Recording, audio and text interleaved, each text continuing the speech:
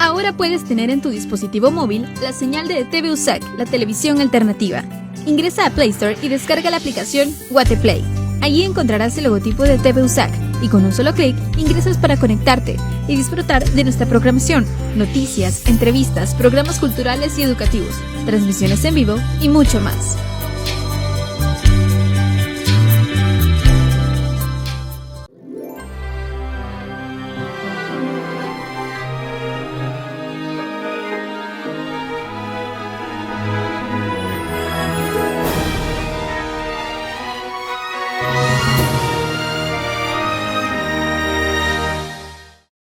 Coronavirus, la pandemia.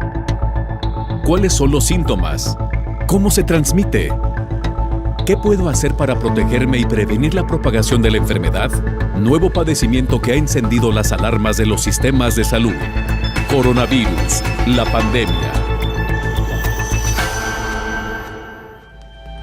¿Qué tal? Le damos la más cordial bienvenida a este espacio y le invitamos a quedarse aquí en Coronavirus, la pandemia, nuestro programa 341, en una producción de la Universidad de Guadalajara.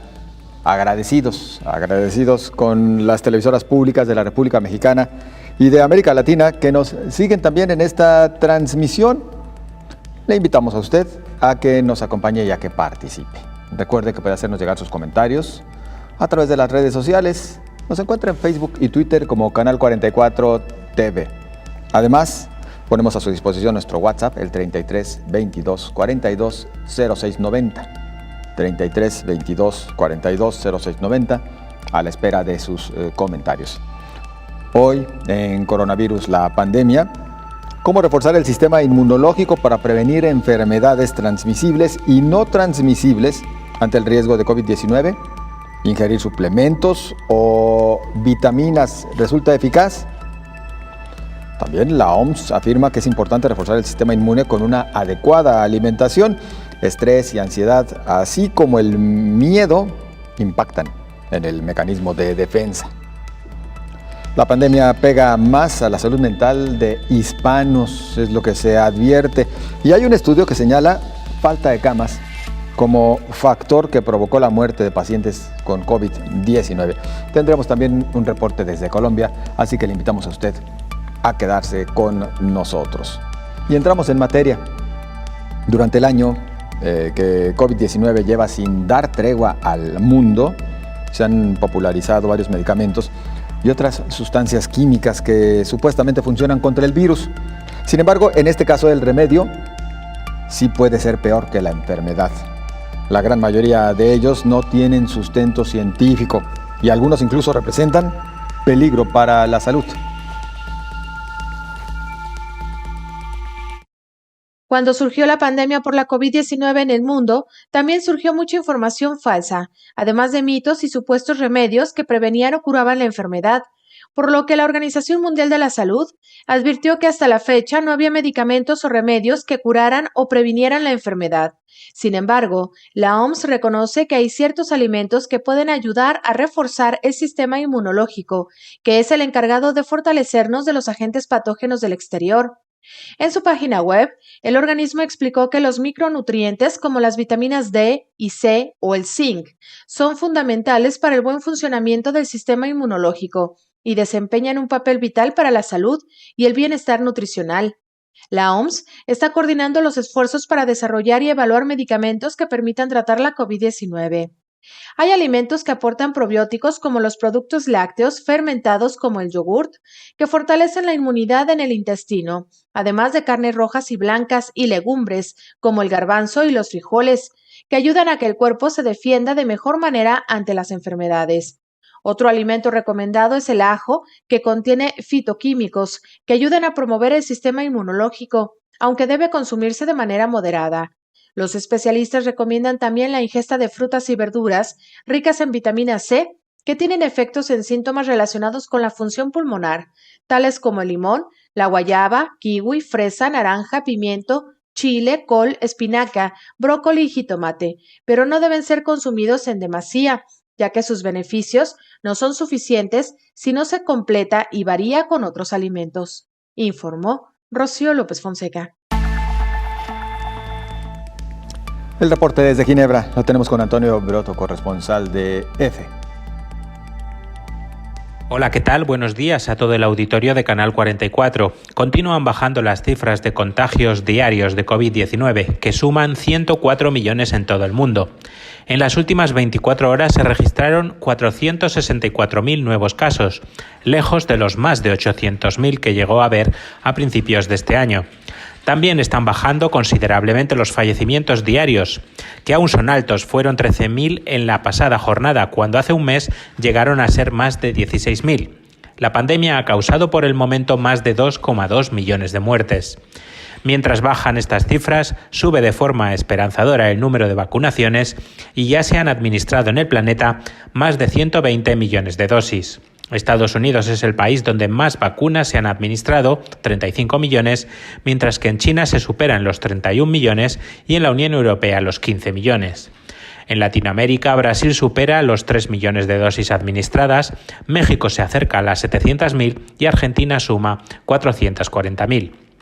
En Suiza continúan las investigaciones de herramientas que ayuden a combatir mejor el coronavirus y en este sentido científicos de los hospitales universitarios de Ginebra anunciaron que ya está casi terminado un estetoscopio que gracias a la inteligencia artificial es capaz de detectar la COVID-19 por su efecto en el sonido de la respiración pulmonar. Conectado a un teléfono inteligente o a una tableta, el estetoscopio, dotado de un algoritmo realizado con datos recopilados de sonidos pulmonares de distintos pacientes, permite reconocer a un afectado por COVID-19, ya que cada enfermedad o infección pulmonar, sea asma, neumonía, COVID o bronquiolitis, provoca que el pulmón durante la respiración suene de manera diferente. Los resultados preliminares parecen indicar que el algoritmo, llamado Deep Breath, es capaz de identificar la COVID-19 incluso en pacientes asintomáticos y por ahora detecta hasta 8 de cada 10 casos diagnosticados como positivos en las pruebas PCR. Reportó desde Ginebra Antonio Broto para el programa Coronavirus, la pandemia. Muchas gracias a Antonio Broto. Y en más información importante, reforzar el sistema inmune. Por supuesto, todo esto con una adecuada alimentación. Advierten que el estrés y la ansiedad, así como el miedo, impactan en el mecanismo de defensa. En México, el 30% de las personas tienen un sistema inmunológico con algunas deficiencias, principalmente por una mala alimentación. En ese porcentaje se incluye el segmento de la población que desarrolla enfermedades autoinmunes en alguna etapa de su vida. De acuerdo con un reporte de 2019 del Departamento de Inmunogenética de las Enfermedades Autoinmunes, dependiente del Instituto Nacional de Ciencias Médicas y Nutrición, Salvador Subirán, los mexicanos tienen susceptibilidad genética al desarrollo de enfermedades autoinmunes como la artritis reumatoide, el lupus eritematoso generalizado, la enfermedad celíaca, el vitiligo, entre otras. Cabe recordar que el sistema inmunológico es la defensa natural del cuerpo contra las infecciones. El sistema inmunológico tiene la capacidad de distinguir la presencia de los virus y las bacterias. El organismo humano, a través de una reacción organizada, ataca y destruye los organismos infecciosos llamados antígenos que lo invaden. Síntomas como la inflamación son la respuesta inmunitaria a los antígenos. Por ejemplo, cuando una persona tiene COVID-19, la tos, secreción o flujo nasal y fiebre son la respuesta y la alerta para destruir el virus que invade el cuerpo, informó Rocío López Fonseca. La pandemia ha pegado más en la salud mental de los hispanos. La prevalencia de depresión actual, pensamiento o ideas suicidas y el inicio o aumento en el consumo de sustancias fue mayor para algunos grupos minoritarios raciales y étnicos, especialmente los hispanos encuestados, reportaron los Centros de Prevención y Control de Enfermedades de Estados Unidos. Los adultos hispanos informaron niveles más altos de estrés y preocupación por no tener suficiente comida o una vivienda estable que los adultos blancos. Los adultos hispanos, con el 40.3%, informaron síntomas de depresión actual con un 59% más de frecuencia que las personas blancas no hispanas. Las estimaciones de pensamientos e ideas suicidas entre las personas hispanas con el 22.9% fueron 4 veces que las personas negras no hispanas y las personas blancas. El 36.9% de los encuestados hispanos iniciaron o aumentaron el uso de sustancias recientemente, en comparación con el 15.6% entre todos los demás encuestados, informó Elizabeth Ortiz. La vacuna contra COVID-19 de la Universidad de Oxford y AstraZeneca es 74.6% efectiva contra la variante del virus que circula en el Reino Unido. Esto lo aseguró este viernes la universidad en un comunicado. La eficacia es similar a la que la vacuna tiene contra las variantes del nuevo coronavirus que circulaban anteriormente, según un estudio preliminar de la universidad que no ha sido revisado por pares. Además, Oxford está trabajando con su socio AstraZeneca para avanzar en los procedimientos necesarios para modificar la vacuna de ser necesario y adaptarla a otras variantes. El documento detalló también un análisis reciente que muestra que la vacuna da como resultado una menor duración de la difusión del virus y de la carga viral, lo que puede traducirse en una menor transmisión de la enfermedad, es lo que agregó la Universidad de Oxford.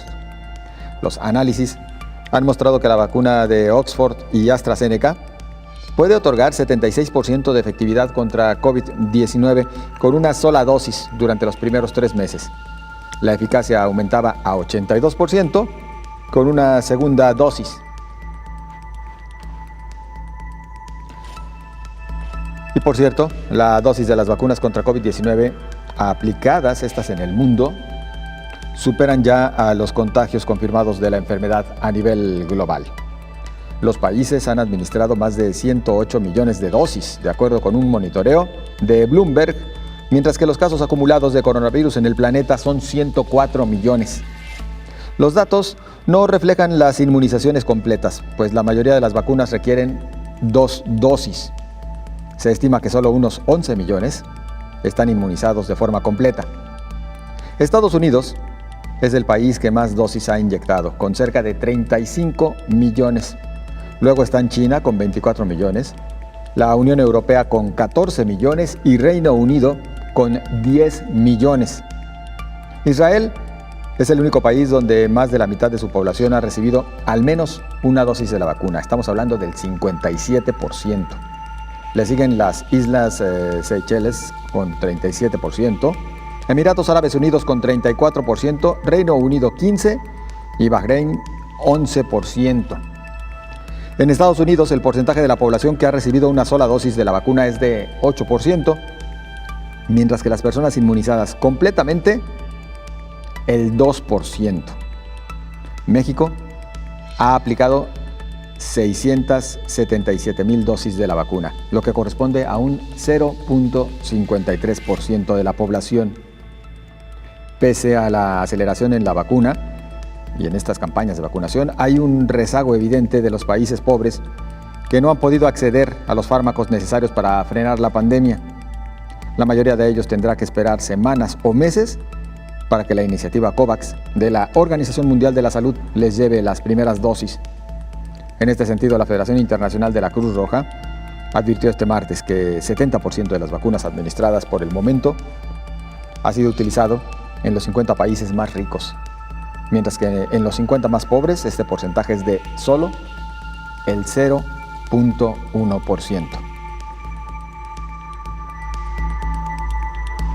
Con esto nos vamos a nuestra primera pausa en este espacio. Continuamos enseguida.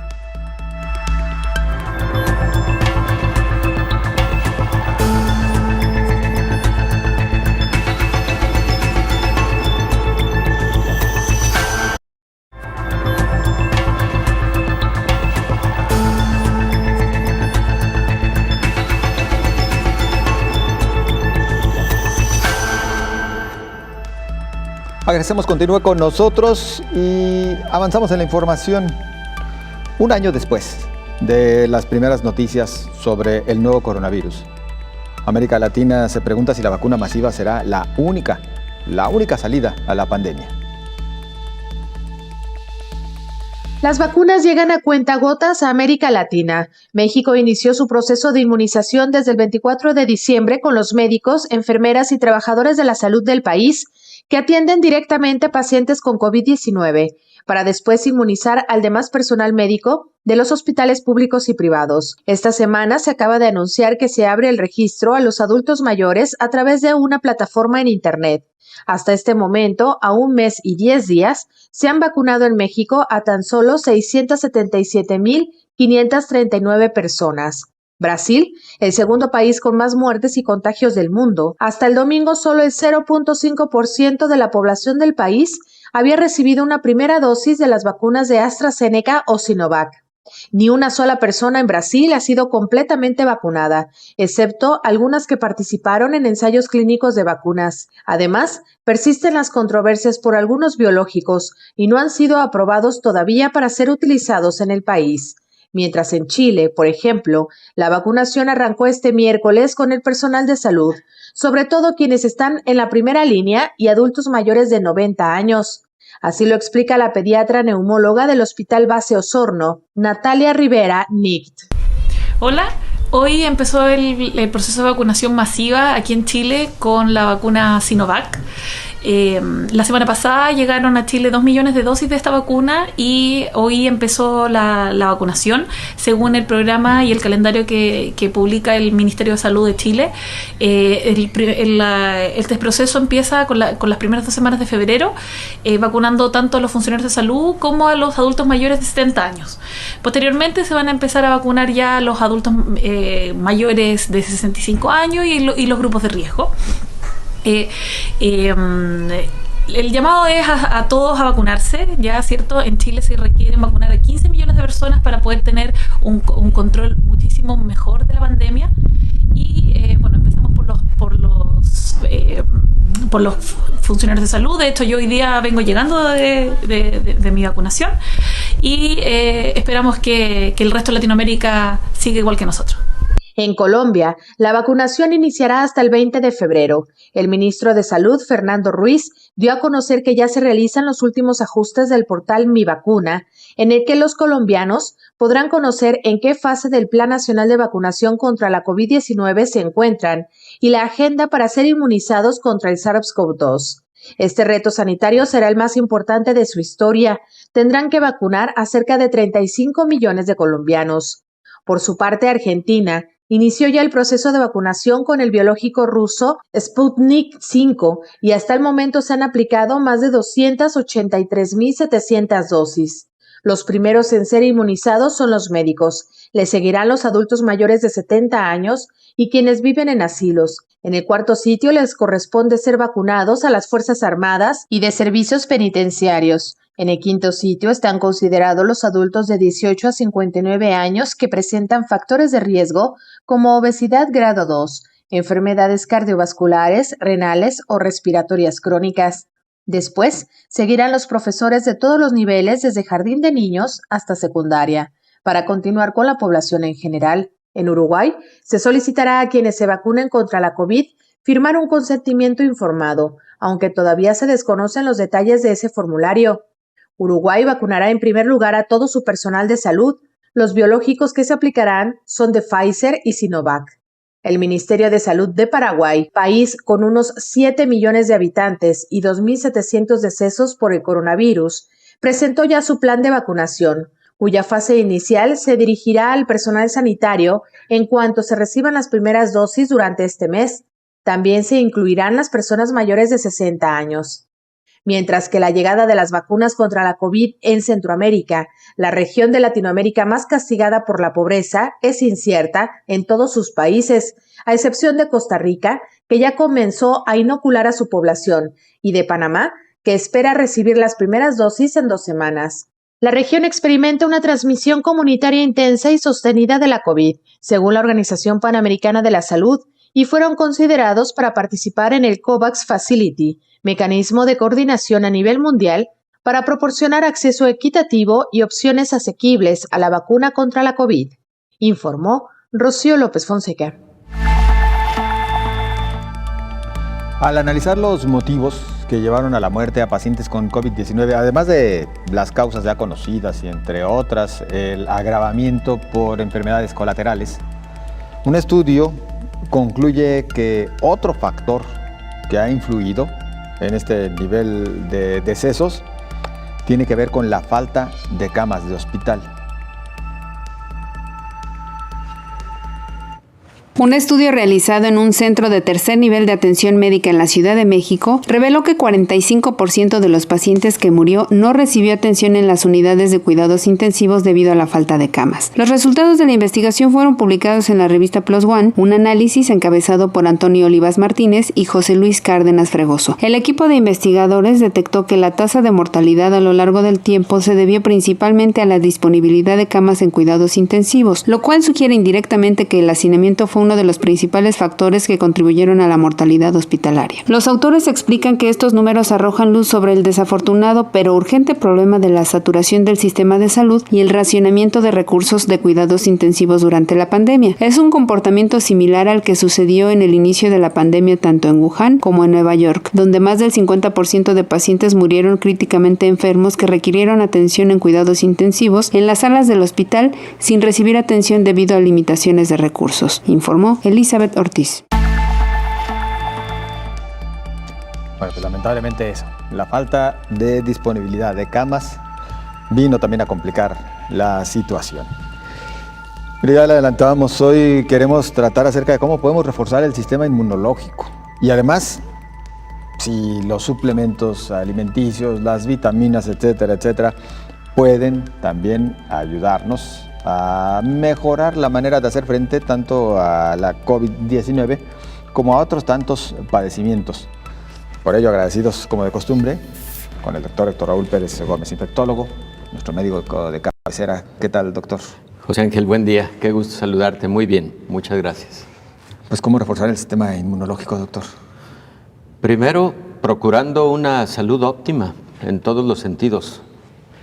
El sistema inmunológico es un sistema muy complejo, José Ángel, y entonces, por lo tanto, no existe como tal un fármaco o un grupo de fármacos que directamente generen mayor generación de anticuerpos. Por ejemplo, no los hay de igual forma para que se genere una mayor cantidad de linfocitos, que son células importantes en la respuesta inmune, tanto los de tipo B, que producen anticuerpos, como otro grupo de linfocitos conocidos como linfocitos T, que generan una interacción importante entre los linfocitos B y también que generan una serie de respuestas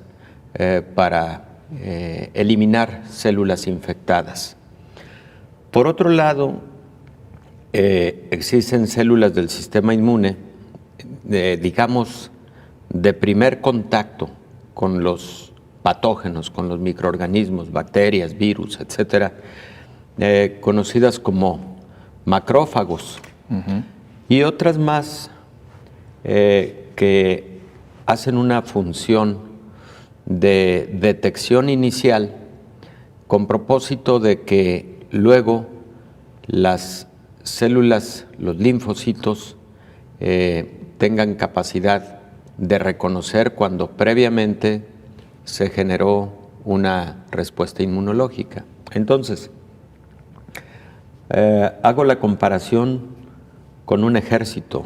Los linfocitos, el sistema inmune tiene diversas líneas de ataque, pero todas ellas muy bien coordinadas. Todo este repaso lo hago porque para que el sistema inmune funcione de forma óptima, lo primero que necesitamos es tener una salud general adecuada. Y cuando a mí me preguntan directamente, doctor, ¿qué hago para que se refuerce mi sistema inmune? Pues primero, controle sus enfermedades preexistentes. Un paciente con diabetes mal controlada puede tener trastornos en las diferentes fases de la respuesta inmune. Y por ese motivo hemos escuchado 1001 vez que los pacientes con diabetes tienen mayor riesgo de infección de todo tipo, Sí. bacterianas, virales, etcétera, etcétera. Entonces, primera respuesta es controle las enfermedades que usted previamente tiene. Segundo, tenga una alimentación óptima para que los sustratos que requiere su sistema inmune estén ahí en cantidad y calidad suficientes a través de la buena alimentación. Tercero, procure hacer ejercicio de forma regular y además haga estrategias para que desde el punto de vista anímico usted se encuentre lo mejor posible, porque inmunidad y estado mental, inmunidad y estado psicológico están muy de la mano. Sí. Y ahorita vamos a comentar algunos detalles al respecto. Pero también nos hacen preguntas muy directas y posiblemente quienes nos escuchan están esperando el comentario al respecto de si ciertas vitaminas, ciertos suplementos pueden ayudar al sistema inmune. Hay algunas publicaciones, son no contundentes, pero sí muestran algunos resultados promisorios en cuanto a que la respuesta inmune se ve favorecida, por ejemplo, en pacientes con COVID, cuando se tiene un suplemento con vitamina C, con vitamina D, con vitaminas del complejo B y con zinc. En esos estudios se demostró que los pacientes que tomaban estos componentes de forma suplementaria podían tener una sintomatología más leve y más corta relacionada con COVID-19. Estos resultados no fueron de igual manera observados en los pacientes con manifestaciones graves del COVID. Digamos, eso se observó en pacientes con manifestaciones leves de COVID. Y no se pudo llegar a una conclusión contundente acerca de si estos pacientes tuvieron esa mejoría porque su historia natural de la propia enfermedad iba a ser así o si estos suplementos contribuyeron de alguna manera. Tomarlos definitivamente no genera afectaciones habitualmente cuando se toman a las dosis correctas. Sí. Lo que no es conveniente es abusar, porque luego las personas entran a situaciones de estrés y piensan que si tomo una dosis más alta de vitamina C o de vitamina D, etcétera, o de zinc, pues voy a tener más reforzamiento del sistema inmunológico y por lo tanto voy a tener mejor respuesta ante un episodio de COVID. O no me va a dar. O no me va a dar. Eso claro que es un error. Ninguno de estos suplementos alimenticios evitan que pueda ocurrir COVID.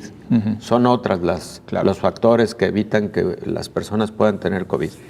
Entonces creo que como un primer comentario, este tipo de componentes son sustratos útiles para el sistema inmunológico, sí, que si contundentemente han modificado el curso de la enfermedad, en la enfermedad grave no, en la enfermedad leve hay algunos estudios al respecto, pero tercero, no sirven para la prevención de COVID, eso debe quedar perfectamente claro.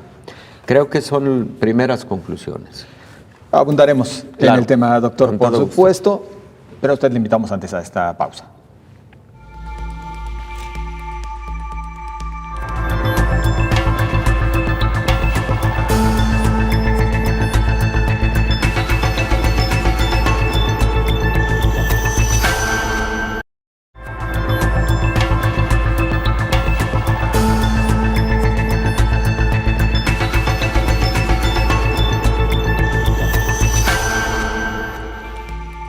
Avanzamos y es momento de escuchar el reporte desde Colombia con Eliana Chavarro, periodista de Canal TRO Colombia.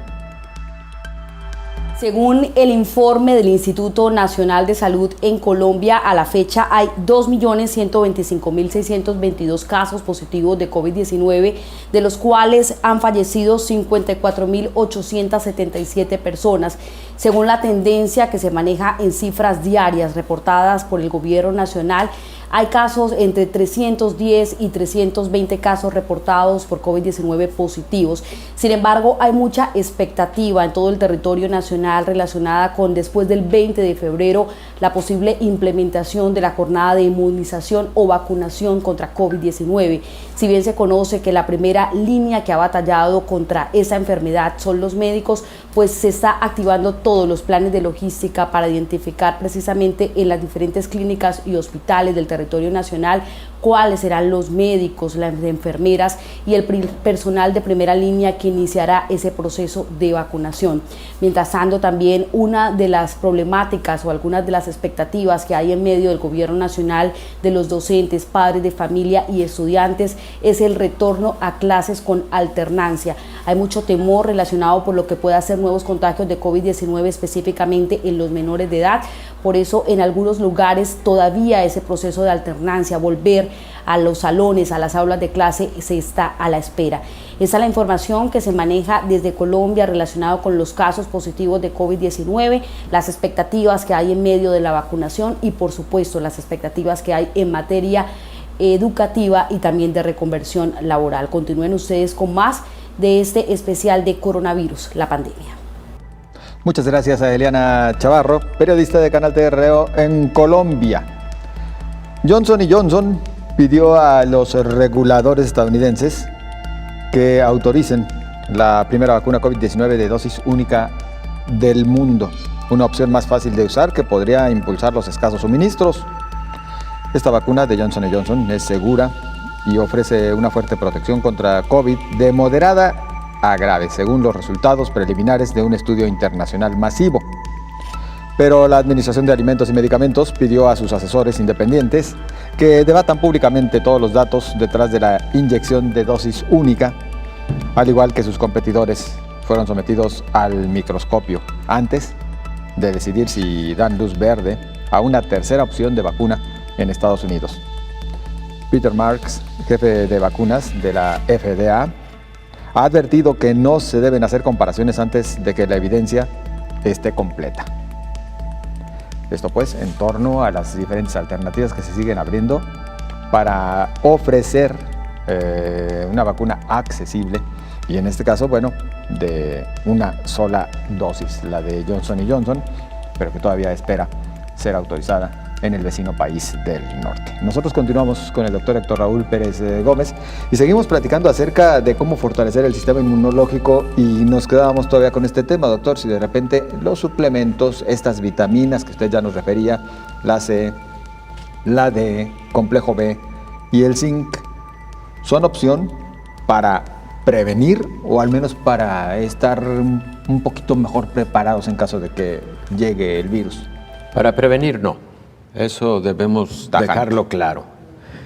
Y debemos dejarlo claro porque luego ocurre exceso de confianza, pensando que al vitaminarme con este tipo de componentes tengo ya tal protección inmunológica que entonces puedo dejar de utilizar cubrebocas o puedo darme esos permisitos de claro, bajar la guardia y eso. Hay que dejar claro, no es nada conveniente. En otras enfermedades infecciosas han ocurrido estudios también no a gran escala, estudios y no en suficiente cantidad de ensayos, probando la utilización de estos sustratos, vitaminas, zinc, etcétera. Y se ha identificado, por ejemplo, también en el caso de influenza, los ha habido para COVID, los ha habido para influenza, los ha habido también para virus sinciciales respiratorios y se ha encontrado más o menos lo mismo. un poco menos síntomas y también acortamiento en el periodo sintomático entre quienes los tomaron versus aquellos que no los tomaron. Y también se identificó en algunos, muy pocos, pero algunos estudios con virus sincicial respiratorio que genera infección frecuentemente en niños, que vitamina A podría también tener alguna utilidad al respecto.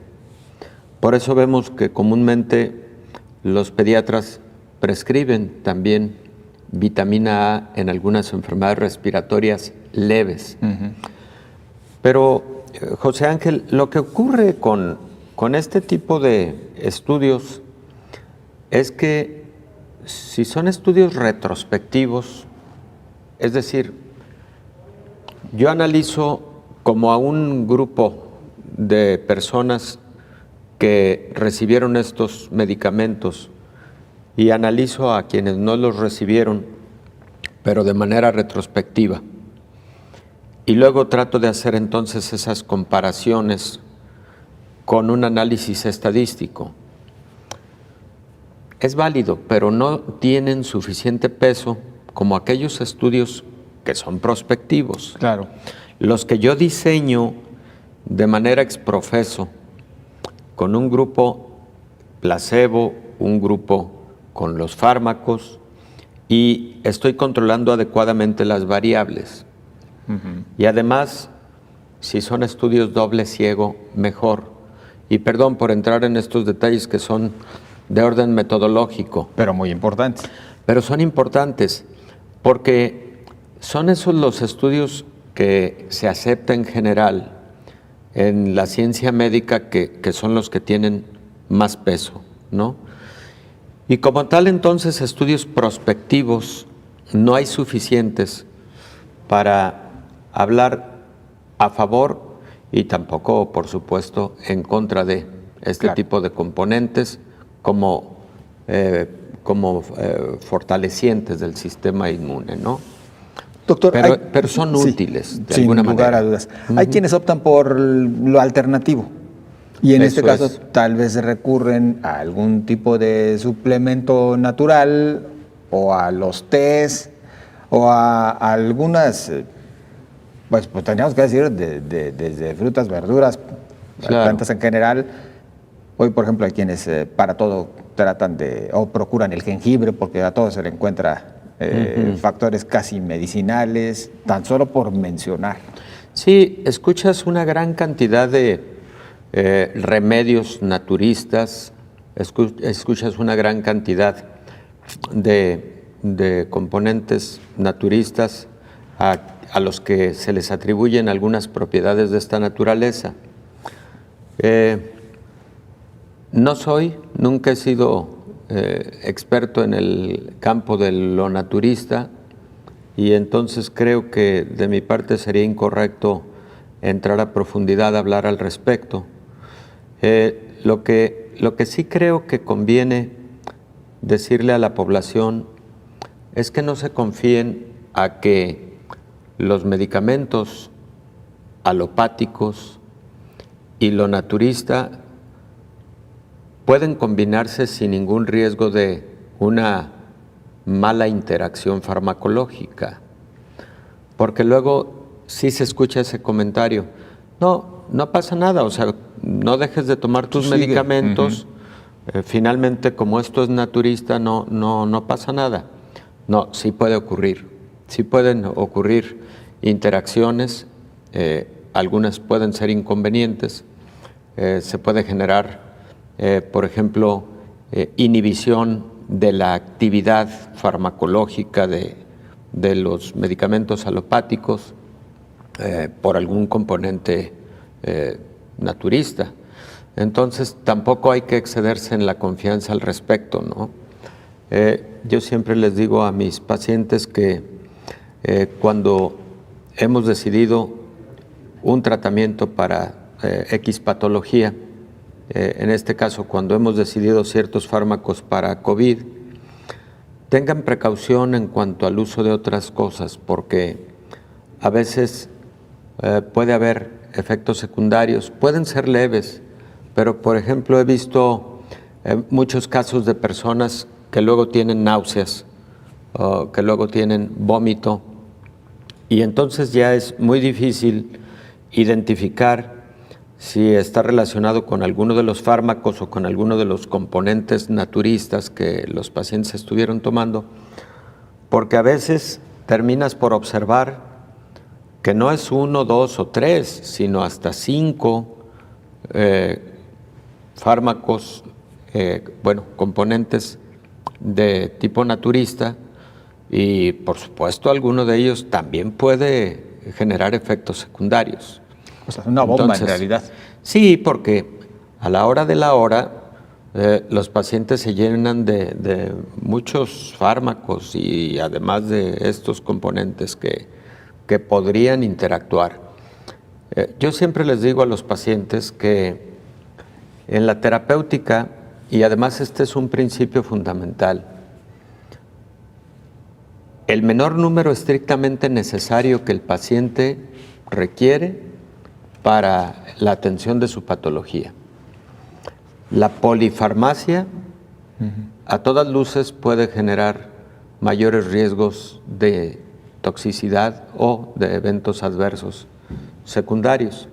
Hay pacientes que requieren polifarmacia, ni modo, sobre todo personas de avanzada edad que toman fármacos para diabetes, para hipertensión, que toman fármacos por hipercolesterolemia, toman fármacos porque además tienen algún trastorno tiroideo. Entonces ahí ya llevamos muchos fármacos. Y por ejemplo, presentan COVID, tú tienes que utilizar algunos fármacos adicionales por motivo del COVID, y entonces ya son muchos medicamentos, como para todavía incrementar con algunos fármacos naturistas, ¿no? Entonces, creo que una primera recomendación es, aunque sea algo naturista, siempre consúltelo con su médico, porque creo que lo que más le conviene es tomar lo estrictamente necesario y no más. Claro. Porque además en COVID leve, el COVID leve se maneja con muy pocos fármacos, también los estrictamente necesarios para aliviar los síntomas. El COVID leve no necesita de más. Ya el COVID grave, claro que necesita fármacos, como por ejemplo incluso corticosteroides como dexametasona, etcétera. No se diga el COVID crítico, que necesita muchas más estrategias terapéuticas. Pero y entonces hay personas que ya están tomando medicamentos para un COVID moderado o grave e insisten en el empezar a tomar vitaminas de esta naturaleza. Bueno, uno tiene que poner en la balanza lo conveniente o no de que tomen vitaminas de esta naturaleza en ese momento, porque muy probablemente en ese momento no hay necesidad de que las tomen. Exacto. Porque la parte medular de la atención está en otro tipo de fármacos como antiinflamatorios, por ejemplo, corticosteroides, etcétera, anticoagulantes, en fin. Creo que entonces cuando hablamos del fortalecimiento del sistema inmune tenemos que ser cautelosos, pero sobre todo recordar que el sistema inmune lo reforzamos con una vida saludable en general y desde niños. Y como siempre, bueno, habríamos de llegar a la conclusión, esto lo estaremos haciendo en unos minutos más, de que lo importante es consultar ante cualquiera de estos escenarios siempre al médico para que sea quien determine qué sí y qué no. Y también quisiera invitar a que después de la pausa, doctor, podamos platicar, tal vez como una de las principales conclusiones, acerca del tema de la alimentación, que al final de cuentas alimentación y ejercicio, como usted nos lo mencionaba desde el arranque de esta charla, pues son factores importantes para fortalecer el sistema inmune. Así que a usted le invitamos a quedarse con nosotros, regresamos enseguida.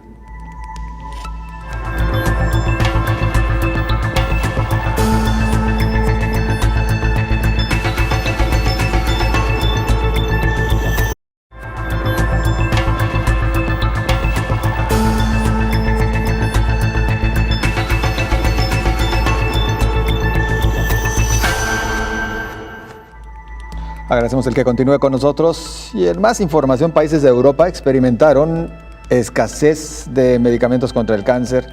Esto es parte del impacto de COVID-19, algo muy similar, por cierto, a lo que estuvo y ha estado ocurriendo también en América Latina y principalmente en México. El impacto del COVID-19 es complejo, por lo que algunos lo denominan como una interacción mortal. Debido a las restricciones de viaje y la enorme presión sobre los sistemas de salud de la lucha contra el coronavirus, los servicios contra el cáncer se han interrumpido en toda la región europea de la Organización Mundial de la Salud, señaló el director Hans Kluge.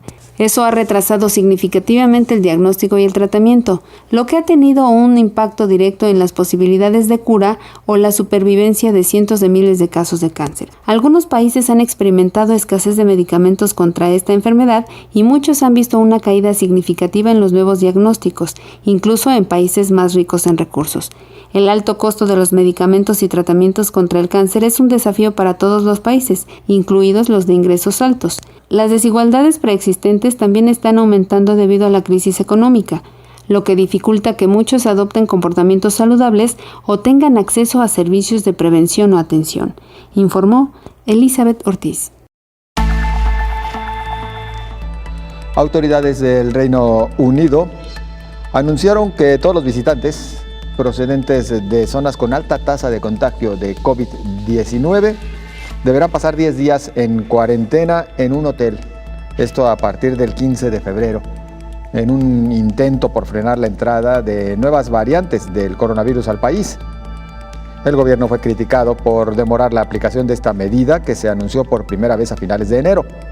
Las personas que lleguen de países de alto riesgo deberán pasar una cuarentena en hoteles aprobados, custodiados por guardias de seguridad, que tendrán que abonar el costo de su estancia. Es decir, también la persona tendrá que abonar el costo de su estancia. El Reino Unido pidió asesoramiento a Australia y Nueva Zelanda, que también emplearon esta medida para contener la pandemia. El Partido Laborista, la principal formación de la oposición, dijo este viernes que era incomprensible que esta política arrancara tan tarde, 50 días después de que se identificara una nueva variante del virus que se propaga con más facilidad en Sudáfrica. El gobierno está haciendo muy poco, demasiado tarde, señaló un vocero de la formación, Nick Thomas Simons. Reino Unido tiene uno de los peores brotes del continente europeo, con más de 110,000 decesos confirmados hasta este momento. Llegamos al último tirón de este espacio y bueno, emplazaba, doctor, salvo la mejor opinión de usted, a que abundáramos en este tema, el de la alimentación y el ejercicio como pues, el mejor método para fortalecer el sistema inmune. Y además, creo que van en conjunto con la salud mental, algo de lo que a veces se habla poco, pero la relación de la salud mental con la respuesta inmune. Fíjate que hay muchos estudios, José Ángel, que sugieren claramente que las personas que están en un estado depresivo, que están en un estado de ansiedad o con ambas condiciones, pueden ser más susceptibles a enfermedades infecciosas. Y es que se ha encontrado una gran relación, incluso molecular, en lo relativo y ahora se ha llamado sistema psiconeuroendocrino, en donde inmunoendocrino, psicoinmunoendocrino, en donde estos estados de ansiedad, de depresión, etcétera, hacen más susceptible a las infecciones a algunas personas. Entonces, sí, la buena alimentación, la actividad física y el estado de salud mental pueden contribuir a una buena respuesta inmune. Y ahora, también algo que no hemos comentado en el programa y lo hago en 30 segundos, es que cuando se habla de fortalecimiento del sistema inmune, sí hay momentos en los que el sistema inmune necesita fortalecerse, pero porque se detecta que en este complejo sistema inmune existe algún defecto específico. Claro. Por ejemplo, existen patologías de inmunosupresión congénitas. Por ejemplo, se llaman agamaglobulinemias o hipogamaglobulinemias. Las inmunoglobulinas son los anticuerpos. Entonces, hay patologías, incluso congénitas, de personas que tienen defecto en la producción de inmunoglobulinas. Bueno, ahí ya estamos hablando de algo muy específico del sistema inmune que requiere de atención, y frecuentemente estos pacientes pueden requerir administración con cierta periodicidad de inmunoglobulinas, pero eso es cuando se detecta algo muy peculiar del sistema inmune afectado, ¿no? Entonces, habría que diferenciar. Y como fortalecimiento general en la cotidianeidad, pues estamos hablando de nueva cuenta, el estado de salud óptimo, bien cuidado en todas sus vertientes, es lo que nos va a generar una capacidad de protección contra diversos patógenos, ¿no? Oye, doctor, qué difícil hablar de bájale al estrés en este momento, ¿no? Sí. Digo, ya de por sí encerrados, tal vez con dificultades económicas familiares, con riesgo de perder el trabajo que la mayoría vive en la actualidad. Y luego se nos dice, bájale al estrés. No, pues ¿cómo le hago? Mejor recétame ansiolíticos. Sí, estoy en una situación apremiante con la pandemia encima, con riesgos laborales, todo lo que estás comentando. Efectivamente, ahí es donde tenemos precisamente otro, digamos, efecto colateral de la pandemia. Sí, claro. Una pandemia también de alteraciones psicológicas que está viviendo la población y que esas también les pueden generar susceptibilidad, no necesariamente al COVID, pero incluso sí a otras patologías, ¿no? Bueno, tiempo seguramente nos faltó, doctor, perdón. Sí, pero vamos conclusión. La conclusión es, cuidemos nuestro estado de salud general para poder tener un sistema inmune óptimo y cuidemos las patologías como diabetes, hipertensión, enfermedades cardiovasculares, que pueden contribuir a que nuestro sistema inmunológico no funcione adecuadamente.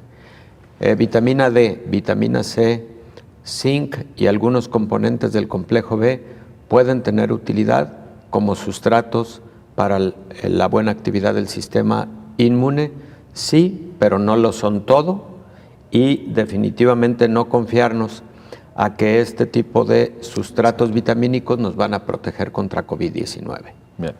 Doctor, muchísimas gracias. Gracias, con todo gusto, Miguel. Muy amable, doctor Héctor Raúl Pérez Gómez. Y gracias también a usted por su compañía. Tenemos una cita mañana, por lo pronto, pásela bien. Coronavirus, la pandemia.